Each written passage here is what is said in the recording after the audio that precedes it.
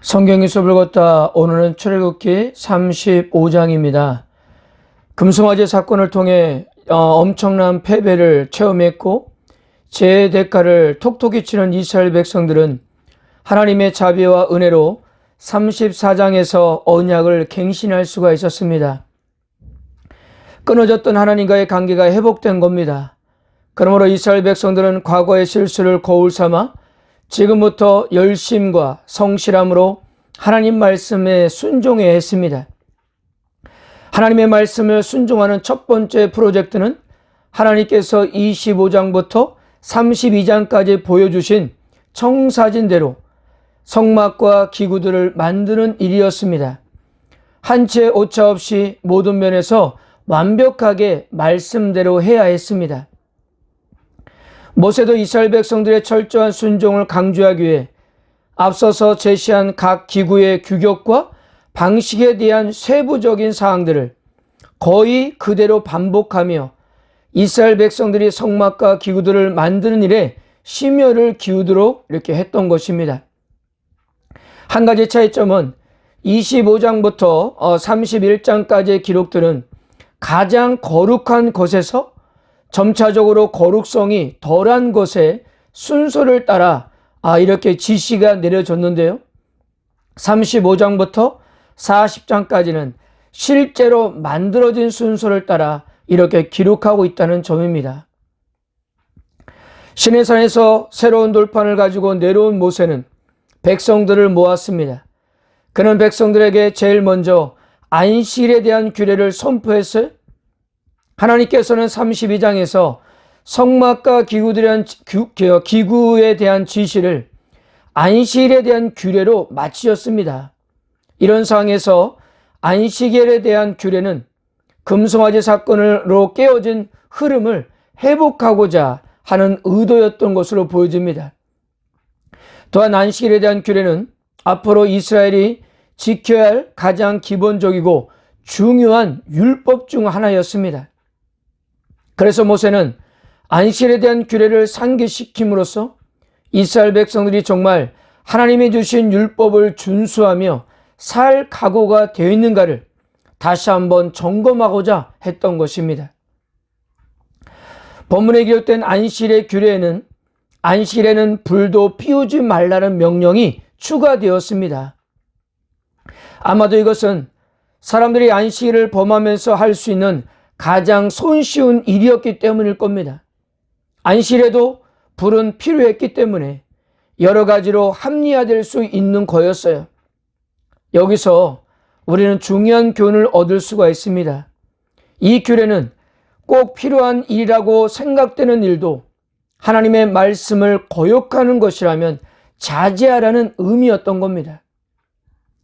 합리성과 필요성보다 순종이 앞서야 한다는 점을 이렇게 강조하고 있는 겁니다. 또한 본문의 구조적으로도 생각해 볼 때 금송아지의 이야기는 안식일에 대한 규례로 둘러싸여 있다고 이렇게 볼 수 있습니다. 31장 12절에서 17절의 안식일 규례, 그리고 32장에서 34장까지 금송아지 사건, 그리고 오늘 본문 35장 1절에서 3절의 안식일에 대한 규례입니다. 이러한 구조는 이스라엘 공동체가 안식일을 잘 지키는 것을 하나님께 대한 최고의 순종으로 삼고 있음을 암시해주고 있는 겁니다. 이런 차원에서 이 안식일 규례는 이스라엘의 예배에 대한 가장 핵심적인 율법이었던 것입니다. 모든 백성에게 안식일에 대한 규례가 선포된 다음에 성막과 각종 기구들을 만드는데 필요한 재료들을 헌납하도록 요청했습니다. 그는 모든 사람들이 자신들이 하나님께 마음에 원하는 대로 하라고 했어요. 마음이 원하는 대로라는 것은 전혀 강요하지 않고 자원해서 그리고 머뭇거리지 않고 드리는 것을 의미하기 때문입니다. 그리고 모세는 성막과 기구들을 제작할 기술자들을 구했습니다. 10절 물은 너희 마음에 지혜로운 자는 와서 여호와께서 명령하신 것을 다 만들지니 성막과 기구들은 무엇보다도 아름다워야 했습니다. 그러므로 모세는 각 분야에서 최고의 기술자들이 나서줄 것을 이렇게 당부했던 겁니다. 모세의 요청을 받은 백성들은 자발적으로 많은 것을 내놓았습니다. 지금까지 보지 못했던 헌신적인 모습이에요. 출애굽기 기자는 이런 이스라엘 백성들의 마음을 반복적으로 언급했습니다. 21절, 마음이 감동된 모든 자, 자원하는 모든 자, 또 22절, 마음에 원하는 남녀, 26절, 마음에 감동을 받아, 29절, 마음에 자원하는 남녀. 이 순간만큼은 이스라엘 전체가 출애굽 역사를 이루신 하나님께 진정으로 감사하며 진리를 따르지 않고 상상을 초월할 정도로 많이 드렸던 것입니다. 이날 이스라엘 공동체에 속한 모든 사람이 자신의 역량이 허락하는 대로 성심껏 드렸던 겁니다. 출애굽기 기자는 이스라엘 백성들의 행동을 이렇게 묘사함으로써 이날만큼은 온 이스라엘 공동체가 한 마음이 되어 그들의 하나님께 마음속 깊은 곳에 우러나오는 진정한 경외와 예물을 드렸다라고 이렇게 기록하고 있습니다. 이러한 자세가 지속되었다면 이스라엘은 얼마나 더 행복해졌을까요? 이 순간만큼은 그들이 하나님께 드린 헌물의 양만큼이나 그들의 마음도 부자가 되었을 것이고요. 또한 행복했을 것입니다. 성막은 하나님의 임재를 상징하는 곳입니다. 이스라엘 백성들은 모세가 잠시 자리를 비운 사이 애굽에서부터 여기까지 모세를 통해 함께 하셨던 하나님의 임재에 대한 불안을 느낀 나머지 금송아지를 만들었습니다. 금송아지 위에 여호와의 보이지 않는 임재가 임하는 것으로 생각했던 거예요. 이처럼 하나님의 끊임없는 임재를 희망하는 백성들에게 성막은 불안을 해소해 줄 수 있는 도구였던 겁니다. 하나님의 영광이 바로 성막에 머물 것이기 때문이에요. 그러므로 성막을 건축하는 것은 자신들의 불안을 해소하는 데 큰 역할을 했습니다. 하나님의 영광이 성막에 머무는 한 그들은 결코 불안할 필요가 없었기 때문이에요. 그러므로 이러한 사항을 판단할 수 있는 사람이라고 한다면 하나님의 놀라운 은혜에 당연 감동했을 것이고요. 그렇게 감동한 사람들이 성심껏 헌물을 드리는 것은 너무나도 당연한 일이었던 것입니다. 하나님은 이미 출애굽기 31장에서 부사렐과 오홀리압이 성막과 기구들을 만드는 일을 총괄하는 데 적합하다고 밝히셨습니다. 모세는 이에 그런 하나님의 의도를 백성들에게 발표했습니다.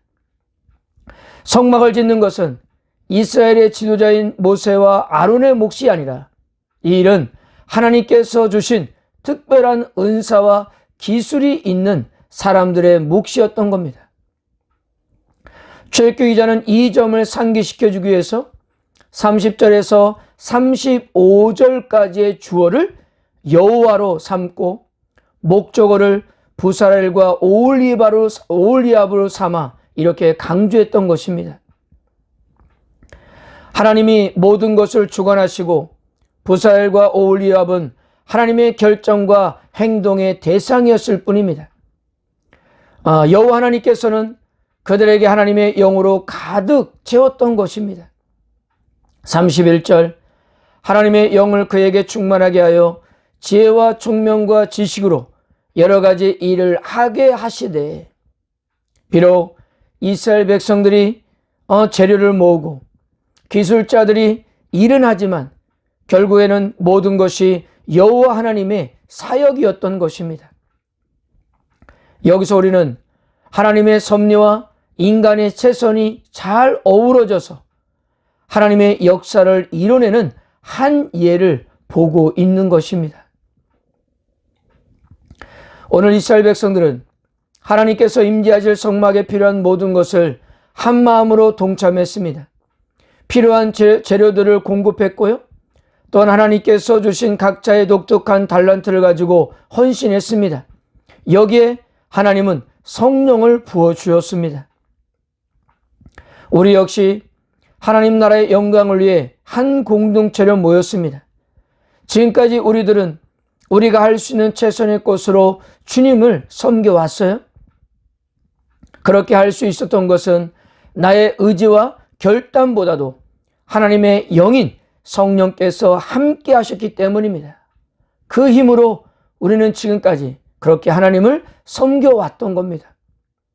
그러므로 앞으로도 주님의 몸된 교회를 더 건강하게 세우기 위해 필요한 것은 성도 여러분들의 각자가 성령으로 충만해야 한다는 사실입니다. 사랑하는 성도 여러분, 앞으로 우리의 노력과 실력과 경험이 아닌 성령님의 도움으로 주님의 몸된 교회를 세워나가시기를 주님의 이름으로 축복합니다.